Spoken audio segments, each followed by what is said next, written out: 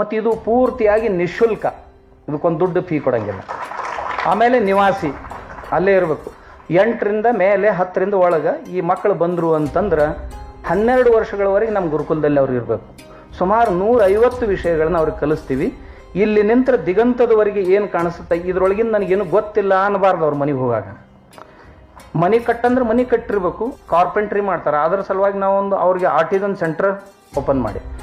ಎಲ್ಲಕ್ಕಿಂತ ಮುಖ್ಯವಾಗಿ ನಮ್ಮ ಹುಡುಗರು ಹಾರ್ಸ್ ರೈಡಿಂಗ್ ಮಾಡ್ತಾರೆ, ಕ್ಯಾಮೆಲ್ ರೈಡಿಂಗ್ ಮಾಡ್ತಾರೆ, ಬುಲ್ ರೈಡಿಂಗ್ ಮಾಡ್ತಾರೆ.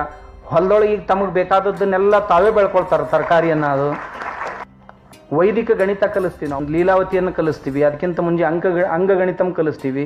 ದೇಶದ ನೈಜ ಇತಿಹಾಸವನ್ನು ಮಕ್ಕಳಿಗೆ ಕಲಿಸ್ತೀವಿ. ಇದರ ಜೊತೆಗೆ ವಿಜ್ಞಾನ ಅಂತೂ ಎಲ್ಲನೂ ಕಲಿಸ್ತೀವಿ.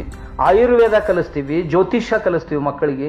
ಸಂಗೀತ ಶಾಸ್ತ್ರ ಕಲಿಸ್ತೀವಿ. 7-8 ಪ್ರಕಾರದ ಸಂಗೀತಗಳನ್ನು ಓದ್ತಾ ಇದ್ದಾರೆ. 60 ಬೇರೆ ಬೇರೆ ಧನುರ್ವಿದ್ಯೆ ಇವುಗಳನ್ನು ಓದ್ತಾರೆ. ಇದ್ರ ಜೊತೆಗೆ ಒಂದು ಸಂಕಲ್ಪ ಏನು ನಮ್ಮದು ಅಂದ್ರೆ, ಈ ಮಕ್ಕಳು 12 ವರ್ಷಕ್ಕೆ ಮನೆಗೆ ಹೋಗುವ ಹೊತ್ನಾಗ ಒಬ್ಬ ವಿದ್ಯಾರ್ಥಿಗೆ 5 ಲಕ್ಷ ರೂಪಾಯಿಗಳನ್ನು ಕೊಟ್ಟು ಕಳಿಸ್ಬೇಕು ಅಂತ. ಜಗತ್ತಿನೊಳಗಿರುವಂಥ ಎಲ್ಲ ಶಾಲೆಗಳು ರೊಕ್ಕ ತಗೊಂಡು ಶಾಲೆ ಕಲಿಸ್ತಾರೆ.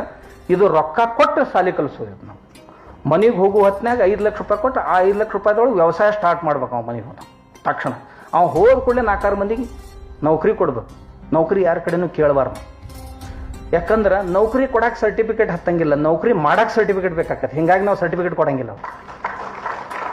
ಸಿಪಾಯಿ ಆಗಬೇಕಾದ್ರೂ ಸರ್ಟಿಫಿಕೇಟ್ ಬೇಕಾಗತ್ತೆ, ಮ್ಯಾಟ್ರಿಕ್ ಪಾಸ್ ನಪಾಸ್ ಏನರ. ಅಂಬಾನಿ ಆಗ್ಬೇಕಾದ್ರೆ ಏನೂ ಸರ್ಟಿಫಿಕೇಟ್ ಬೇಕಾಗಿಲ್ಲ, ಏನೂ ಹತ್ತಂಗಿಲ್ಲ.